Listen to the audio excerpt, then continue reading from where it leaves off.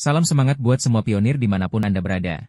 Kembali Kang Haidar sampaikan berita terkini tentang P-Network yang setiap hari selalu menjadi sorotan semua orang.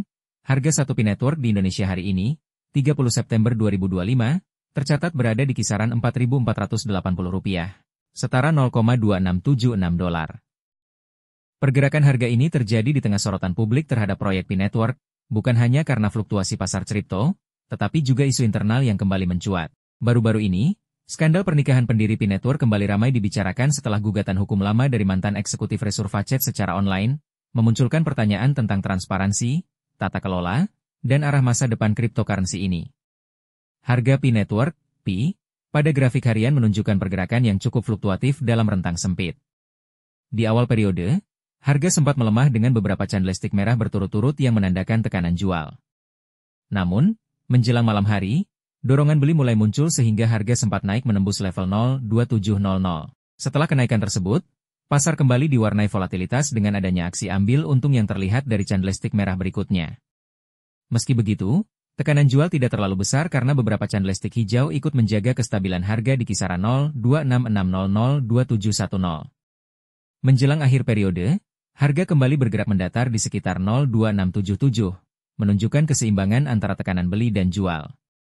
Kondisi ini memperlihatkan bahwa pasar sedang menunggu katalis baru untuk menentukan arah pergerakan selanjutnya. Secara keseluruhan, meski sempat mengalami penurunan, adanya upaya rebound dan sentimen komunitas yang mayoritas bullish, 88% dibanding 12% bearish, menjadi sinyal positif bahwa harga Pi berpotensi tetap bertahan di atas level psikologis 0,2650 dalam jangka pendek.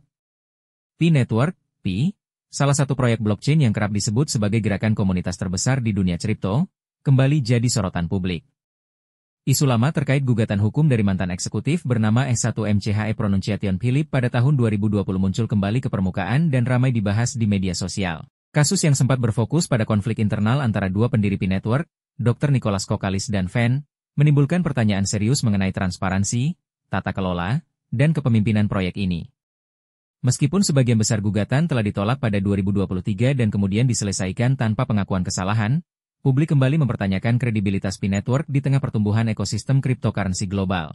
Dalam dokumen pengadilan yang kembali ramai diperbincangkan, S1MCHE Pronunciation Philip menuding bahwa konflik pribadi antara Kokkalis dan Fan, yang diketahui merupakan pasangan suami istri, mempengaruhi suasana kerja di P-Network.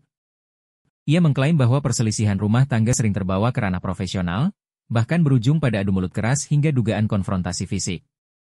Kondisi ini menurutnya membuat fokus perusahaan terpecah, karena waktu yang seharusnya digunakan untuk mengembangkan strategi justru habis untuk meredakan ketegangan internal. Lebih lanjut, S1MCHE Pronunciation Philip menyatakan bahwa konflik tersebut secara langsung melemahkan kemampuannya dalam memimpin. Ia menuturkan bahwa dirinya akhirnya lebih sering menangani perdebatan ketimbang mendorong pertumbuhan Pi sebagai cryptocurrency baru. Tuduhan lainnya adalah ia sempat dikunci aksesnya terhadap aset perusahaan dan dikeluarkan dari proses pengambilan keputusan penting. Hal ini menimbulkan kekhawatiran tentang bagaimana P-Network mengelola organisasi dan sumber daya yang melibatkan jutaan pengguna di seluruh dunia. Selain konflik personal, gugatan S1MCHE Pronunciation Philip juga menyinggung masalah kepemilikan saham. Ia menuduh P-Network sengaja melakukan dilusi saham dengan menerbitkan saham baru pada valuasi yang jauh lebih rendah dibandingkan penilaian sebelumnya. Menurutnya, langkah tersebut secara tidak adil mengurangi kepemilikan yang telah ia bangun sejak awal berdirinya proyek. S1MCHE Pronunciation Philip menyoroti bahwa sebelumnya P-Network berhasil menggalang pendanaan jutaan dolar AS, sekitar 167,45 miliar rupiah, melalui skema SAFS, Simple Agreement for Future Equity. Oleh karena itu, ia menganggap kebijakan penurunan valuasi sebagai praktik yang tidak sehat. Kritik dari pihak luar juga bermunculan, menyebut bahwa perselisihan seperti ini menandakan lemahnya tata kelola di dalam proyek blockchain, terlebih yang mengelola dana besar dari investor dan komunitas kripto global. Terima kasih sudah menonton video ini, salam sukses untuk semua pionir.